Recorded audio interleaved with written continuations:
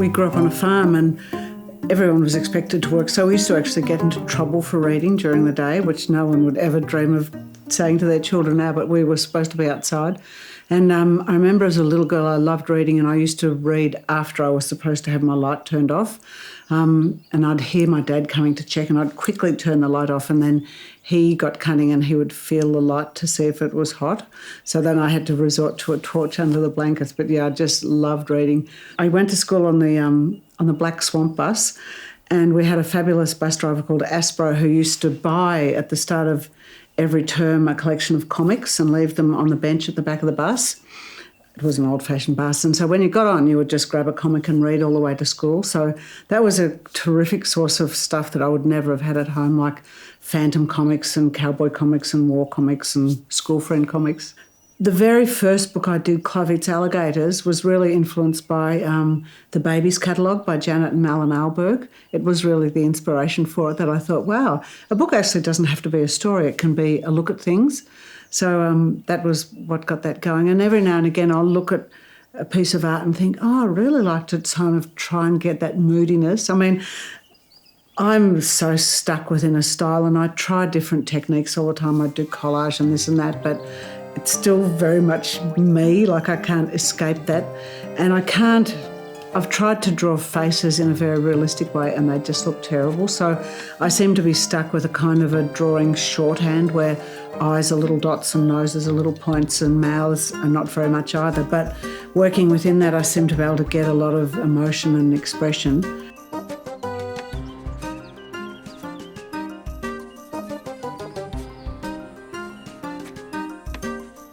I've never, ever run out of ideas.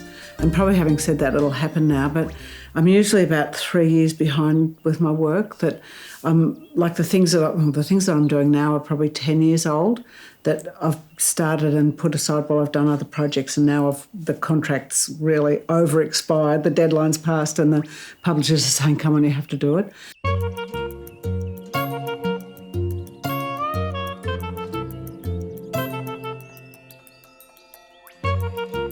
Some of my characters are people I know, but often when I use them, I don't realise I've used them until well after the books come out, and they're not always their personality. It might just be the physical look of them. Someone will go, oh, wow, it's nice that you've put Claire in that book. And I go, oh, so I did. And I think your sort of visual arsenal that you have at your disposal is all those people you know, so you tend to draw, that's what you draw. It's like at the moment, my cleaning lady Penny, who's also a friend, her little girl Josie often pretends that she's a ninja, and she's a very sweet little girl, very pale and skinny with big shadows under her eyes, and she's slowly turning into a character who, you know, will be a wonderful character, I think. Often now when I'm doing a book, I'll work with my editor really early on, and it'll just be a day, usually 2 editors, where they might come out here and we'll sit down and throw ideas around. And it's really good fun, but it's incredibly exhausting. Like, by the time you get to lunch, you're like, oh, wow, how can this be so hard? And I remember Ros Price, who was my first editor, who's a terrific editor, said to me, it's exhausting because you're making something out of nothing. You know, before this started, there was nothing there, and now there's a story and a book. When I'm really involved in a project, I'll get up and feed the animals and get everything done real early, and then just get going for the day. And the day goes like that, like it's 5 o'clock before I know it.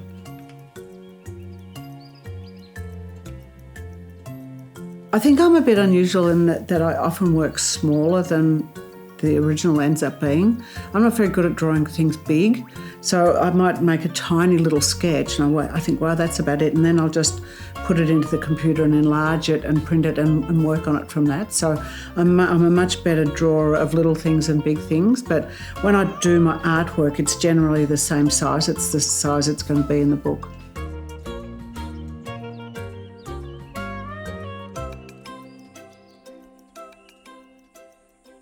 I can pretty much work anywhere. Yeah, I've worked on planes. For A Kiss by the Moon, I had roughs that were drawn on the back of a sick bag that done coming home on a plane from somewhere.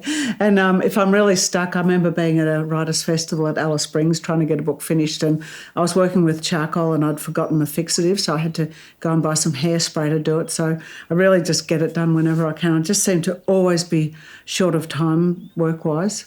One of the favourite parts of my job, I guess you would call it, is working in remote Indigenous communities. And I've probably been doing it for about 20 years now. Usually fly up to Darwin or Alice Springs or Broome or Cairns and go in from there. And then often I'll end up driving in some little thrifty renter car with a light on the top of it because it's a mining car. I guess the biggest kick I get out of it is working with children, especially, but adults as well, and helping them turn their stories into books. A lot of Indigenous kids don't have English as their first or even their second language. So for them to learn to read, it's lovely if they can have books that are really pertinent to that are their stories. And in recent years, we've actually been printing the books that we make in language as well, which has been a lovely thing. When we head out, we often take an A3 printer and printing paper and art supplies, a long arm stapler, a laminator, like everything we need to make a book. And we make the books on the spot. Then once everyone's got something to draw, they have these lovely art supplies and they always do incredible drawings.